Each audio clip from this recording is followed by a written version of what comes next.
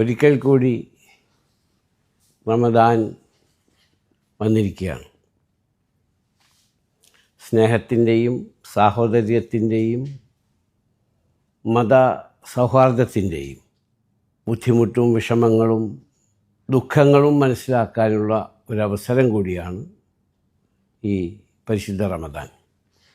ഞാൻ ആദ്യം പറഞ്ഞു വെച്ചത് സ്നേഹത്തിൻ്റെയും സാഹോദര്യത്തിൻ്റെയും പരസ്പര ബഹുമാനത്തിൻ്റെയും മതസൗഹാർദ്ദത്തിൻ്റെയും.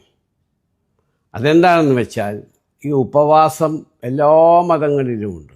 അത് പല രീതിയിലും പല രൂപത്തിലുമാണ് എന്നാണ്.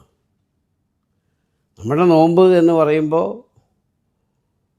സുബഹി നമസ്കാരത്തിന് മുമ്പ് മുതൽ മഗ്രിബ് നമസ്കാരം ബാങ്ക് കൊടുക്കുന്ന വരെയുള്ള സമയമാണ് നമ്മൾ വെള്ളം പോലും കുടിക്കാതെ ഭക്ഷണം കഴിക്കാതെ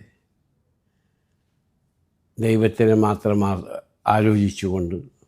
അത് നമ്മുടെ വയറിന് മാത്രമല്ല നോമ്പ്, നമ്മുടെ കണ്ണിന് നോമ്പ്, സംസാരത്തിന് നോമ്പ്, നമ്മുടെ പ്രവൃത്തിയിൽ നോമ്പ്. അതിനൊക്കെ ഒരു റെസ്ട്രിക്ഷനാണ് നോമ്പ്. ലോകത്തൊരുപാട് ആളുകൾ ഭക്ഷണം കഴിക്കാതെ വിഷമിച്ച് ജീവിക്കുന്നുണ്ട്, ഒരു നേരം ഭക്ഷണം ശരിക്ക് കിട്ടാതെ.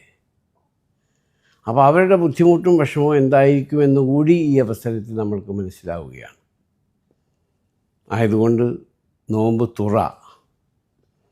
തുറക്കൽ ഗൾഫ് രാജ്യങ്ങളിൽ പ്രത്യേകിച്ച് അസോസിയേഷനുകളായാലും ശരി, മറ്റു സ്ഥാപനങ്ങളായാലും ശരി, മതസ്ഥാപനങ്ങളായാലും ശരി,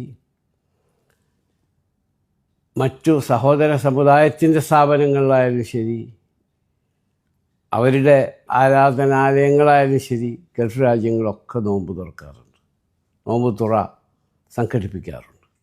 രാജനും മുഹമ്മദും ആൻ്റണിയും ഒരുമിച്ചിരുന്നു കൊണ്ട് ലോകത്തിന് തന്നെ മാതൃകയായ നോമ്പ് തുറ നമ്മുടെ ഗൾഫ് രാജ്യങ്ങളിലാണ് കൂടുതൽ, നമ്മുടെ രാജ്യത്തും നമ്മുടെ സംസ്ഥാനത്തും ഒക്കെ ഇതുണ്ട്.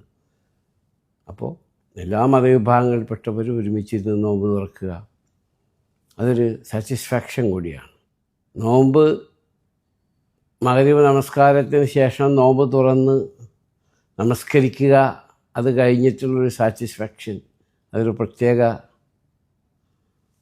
അനുഭവമാണ്, അതൊരു സംതൃപ്തിയാണ്. ഈ നോമ്പിൻ ലോകത്തെമ്പാടുമുള്ള എൻ്റെ മലയാളി സഹോദരന്മാർക്കും ലോകത്തെമ്പാടുമുള്ള മുസ്ലിം അമുസ്ലിം സഹോദരന്മാർക്കും നോമ്പിൻ്റെ